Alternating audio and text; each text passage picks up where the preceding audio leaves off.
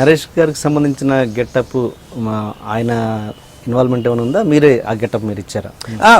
It's again, you sit and discuss with the actors. Because he's done 125 films plus and he's been a versatile actor. You take some inputs from him as well.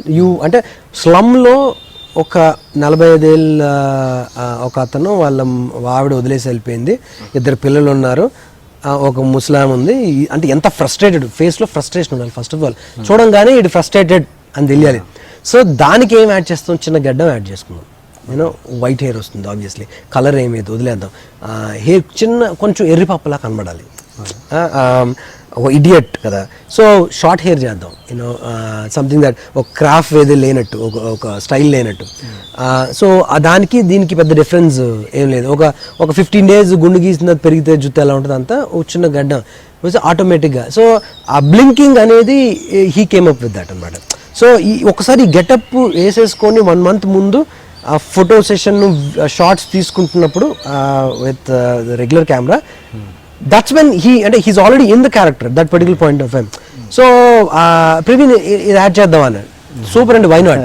So these on the location రావు ఇవన్నీ, so ముందు నుంచే plan చేసుకున్నాం. So బాగుంది ఇక్కడ నుంచి.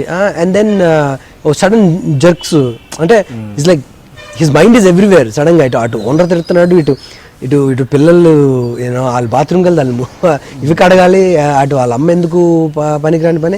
Is like frustrated from different. So he doesn't have a normal behaviour ఉండదు, normal body language ఉంటుంది, ఇట్లా వెరీ ఫిజిడీ అనమాట. సో ఆ ఫిజిడీనెస్ తీసుకొద్దాం.